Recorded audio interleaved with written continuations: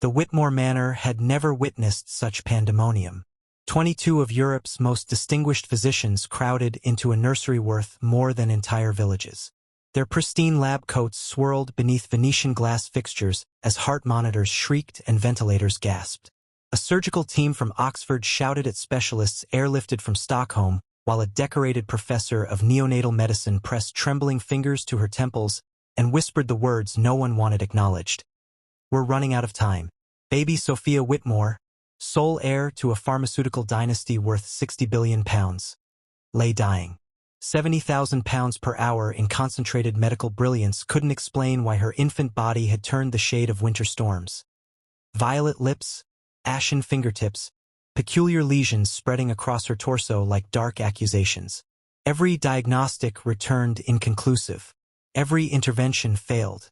Through the conservatory's frost-etched windows, face pressed against glass no servant had permission to approach, stood Maya, 16 years old, daughter of the estate's head gardener.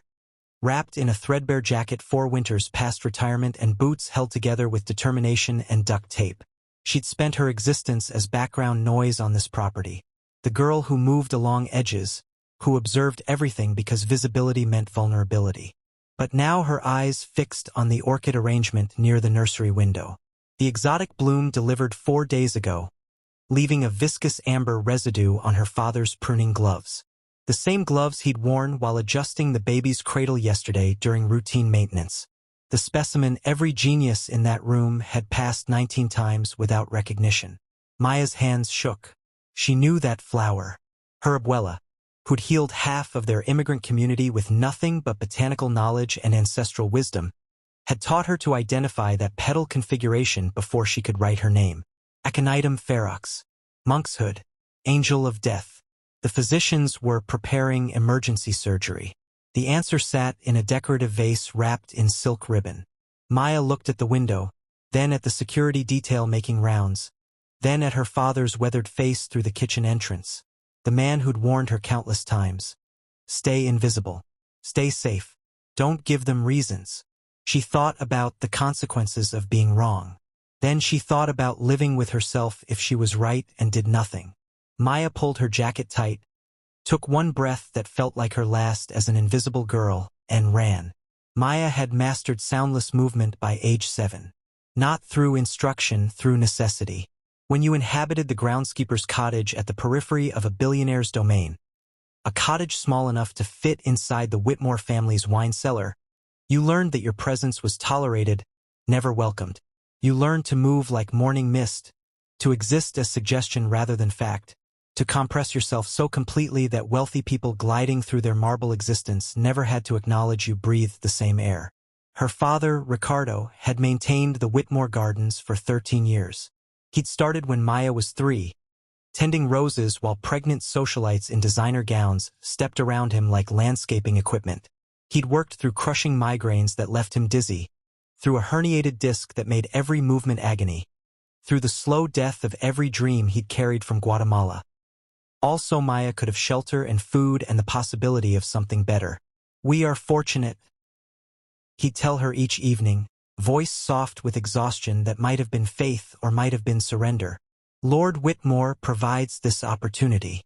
He sponsors your school fees. We are fortunate, Mija. Never forget." Maya never argued.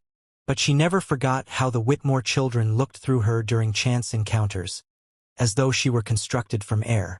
Never forgot when Lord Whitmore had terminated a stable hand for accidentally making eye contact during a business call.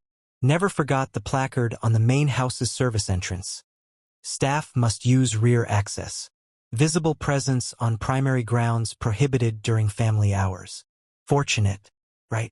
The Whitmore estate sprawled across 83 acres of manicured perfection in the Cotswolds countryside. There were gardens designed by Chelsea medalists, fountains commissioned from Florentine artisans, and a topiary maze featured in 7 architectural publications. There was a private cinema, a helicopter pad, and an indoor pool designed after Roman baths. There was a garage housing 15 vehicles, each worth more than most people earned in a lifetime, and a wine vault containing bottles older than her grandmother would have been if she'd survived. Maya knew every centimeter, Not through permission but through a lifetime of observation from margins, from the cottage window, from behind the rhododendrons during her walk to the bus stop, from shadows of the service corridor when she'd sneak in with her father's forgotten lunch. She'd mapped the estate in her mind the way other teenagers map social media. She knew which security cameras had blind angles. She knew which doors remained unlocked during the 2:45 shift change. She knew that Jenkins, the head of security, took a 17-minute smoke break behind the tennis pavilion every afternoon at 3:50. This knowledge made her feel less powerless in a world that constantly reminded her she had none. But lately, Maya had been watching for different reasons. For months ago, Lady Catherine Whitmore had delivered a daughter. Sophia Margaret Whitmore, the princess, the future, the culmination of a dynasty built on patented pharmaceuticals and the kind of generational wealth most people couldn't fathom. The infant had arrived in a tsunami of magazine features and society announcements. A celebrity photographer had documented her first moments. A rotation of specialized nurses worked 8-hour shifts. A nutritionist had been flown from Zurich to optimize Lady Catherine's diet for premium breast milk composition. Maya had witnessed it all from her customary position, the margins. Somewhere along the way, something shifted in her chest. She'd begun timing her morning walks to pass the nursery window at sunrise, when the nurse would hold Sophia up to greet the light. She'd started lingering near the kitchen entrance during the baby's afternoon garden excursions. She'd started feeling something unnamed.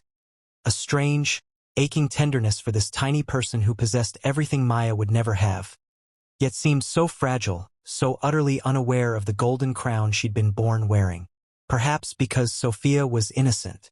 Perhaps because Maya remembered her grandmother's words. Every child enters this world pure, Nina. What happens after, that's on us. Or perhaps because Maya understood viscerally that she and Sophia were both prisoners of unchosen circumstances. Sophia would spend her life in a gilded cage, performing for cameras and shareholders and a father who viewed her as dynasty rather than daughter. Maya would spend hers in the margins, invisible and uncounted, her potential measured solely by how effectively she remained unseen. 2 girls, 2 prisons, same estate. It was a Wednesday afternoon when Maya first noticed the orchid. She was returning from 6th form, following her usual route along the service road behind the manor's east wing. Autumn air carried the scent of decomposing leaves and approaching rain. Maya clutched her jacket against the chill, the same jacket she'd worn 4 years running.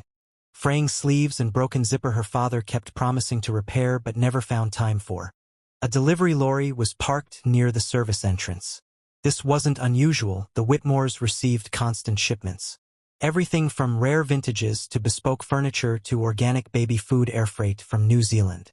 But something about this delivery made Maya slow her steps. The courier was carrying a plant. Beautiful undeniably, perhaps 60 centimeters tall with deep emerald leaves that seemed to shimmer with an almost oily sheen. Delicate bell-shaped flowers hung in graceful clusters, deep purple with cream streaks like bruises on porcelain. The pot was wrapped in elaborate silk ribbon, a card tucked among the stems. Old Mr. Harrison, the head gardener, met the courier at the door. Maya watched from behind the hedgerow as Harrison signed for the package, his weathered hands reaching to steady the pot. Then she saw it. When Harrison's fingers brushed the leaves, they came away glistening with something. A residue, amber and faintly viscous, like tree sap but fundamentally wrong. Harrison noticed too. Maya saw him frown at his gloves, rubbing his fingers together with puzzled expression. But the courier said something and Harrison laughed and the moment passed. He carried the plant inside, presumably toward the nursery where all infant gifts were displayed, and Maya was left standing in shadows with strange unease coiling in her stomach. She knew that plant, couldn't remember from where precisely, but something about those leaves, those flowers, that oily residue tugged at memory buried deep. Her grandmother's voice, perhaps, from those summers in Guatemala before she passed. Abuela had taught her about plants the way other grandmothers taught baking or knitting. She'd walked Maya through her garden, indicating which leaves healed and which killed, which flowers were medicine and which were poison dressed in beauty. El Diablo's most beautiful work is always wrapped in something lovely. You must learn to see past beauty to danger underneath. Maya stood there for a long moment, unease growing heavier with each breath. She thought about finding her father, thought about knocking on the service entrance and telling someone, anyone, that something about that plant felt wrong. But who would listen? She was nobody, the gardener's daughter, the shadow girl. She didn't even exist in the Whitmore's world except as minor inconvenience to be managed. So Maya did what she always did.